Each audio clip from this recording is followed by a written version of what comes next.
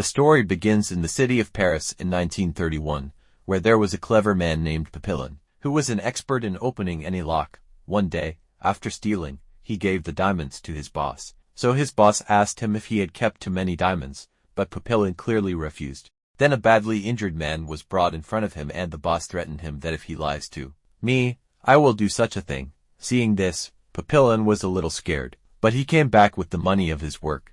He directly went to meet his girlfriend Nanity and gave her some diamonds as a gift that he had hidden from his boss. At the same time, a man saw that necklace hidden in Nanity's hand. Anyway, they both spent the night together and the nanny said that she wants to build a small house away from the world of crime. But the next morning, the police came to their house and accused Papillon of the same man's murder that his boss had beaten.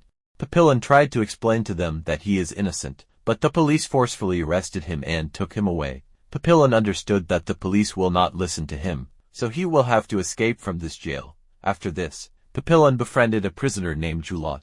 Julot told him that a lot of money is needed to escape from here. Then he pointed to a prisoner named Degas and said that he can help you. Actually, Degas had a lot of money, but then one day he was caught making a fake note. Anyway, all the prisoners were sent to a jail called Penal Colony by boat. When night came, Papillon said to Degas that I can protect you in jail for money, but Degas rejected his offer. That night while sleeping, Degas saw that someone killed the prisoner who was sleeping with him mercilessly, because he had hidden money in his stomach. Seeing this, Degas was terribly scared and the next morning he accepted the condition of Papillon. As per the condition, Papillon will only protect Degas until he reaches the jail. Actually, Degas did not want to run away from the jail with Papillon, because he was sure that his wife will get him out soon. Anyway, after everyone's sleep, the murderer of last night came to take Degas' life. He was about to kill Degas, but suddenly Papillon came and saved his life. He beat the murderer, but soon the officers got to know about it and they punished Papillon severely. But Papillon was happy that the one who gave him money is alive.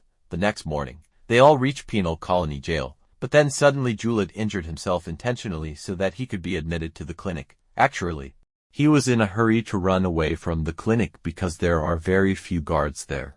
Then Papillon and the rest of the prisoners were brought to this new jail where many dangerous criminals were kept. The warden there was also very dangerous and he told all the new prisoners that it is impossible to run away from here. So don't try at all because it will be best for your health.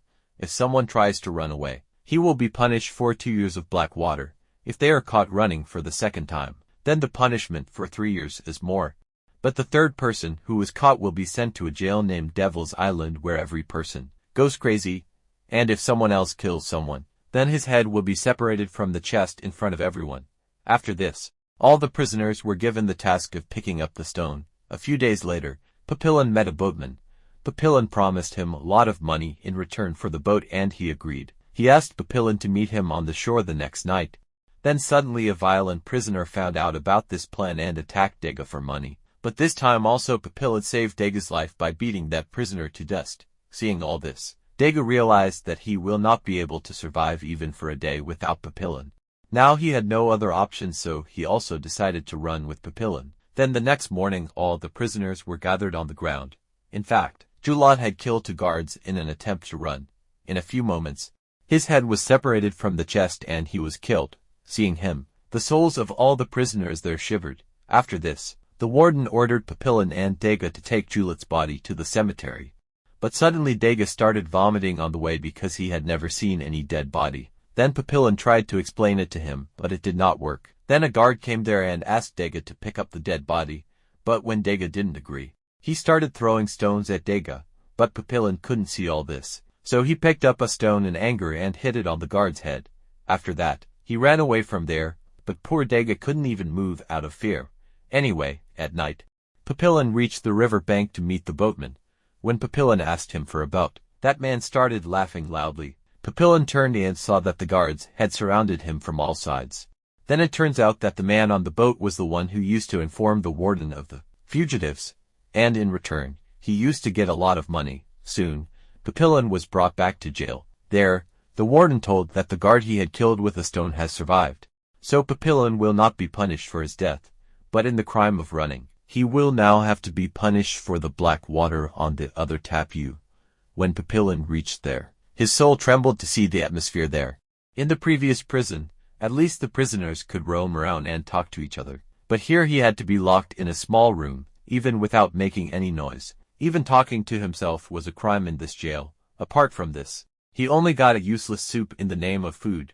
But one day he suddenly got a coconut to eat. There was also a piece of paper in it that said that from now on he will get a coconut every day. Papillon understood that he is definitely from Degas. After a few weeks, the warden found out about it and he killed the guard who was going to give food to Papillon. He asked Papillon who is behind this, but Papillon did not answer. The warden said in anger that from now on he will only get half a bowl of soup. After a month, because of the lack of food, Papillon was bitten by a thorn. One day, Warden suddenly brought delicious food for him and asked him the name of the person who sent him the coconut. But this time too, Papillon did not open his mouth. Then in anger, Warden ordered him to cut the rest of the punishment in the dark. Now Papillon's condition was worse than before. Neither could he get proper food nor could he talk to anyone. And now because of the darkness, he could not even see the things around him. Soon his mental state began to deteriorate due to loneliness and hunger. Now he became so weak that he couldn't even move. That's why he had to take him to the hospital. Coincidentally, Degas also started working in the same jail. In the last year, he had completely won the trust of the warden. One day Degas came to meet Papillon and then he found out that Papillon was just pretending to be crazy.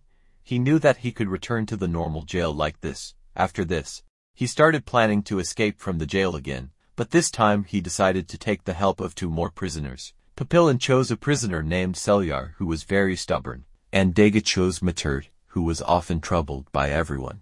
Now Degas gave all his money to Charrière from which he bought a boat. Then the next night when everyone was watching the film, they decided to run. Although Degas was very scared but Papillon told him that this is his last chance.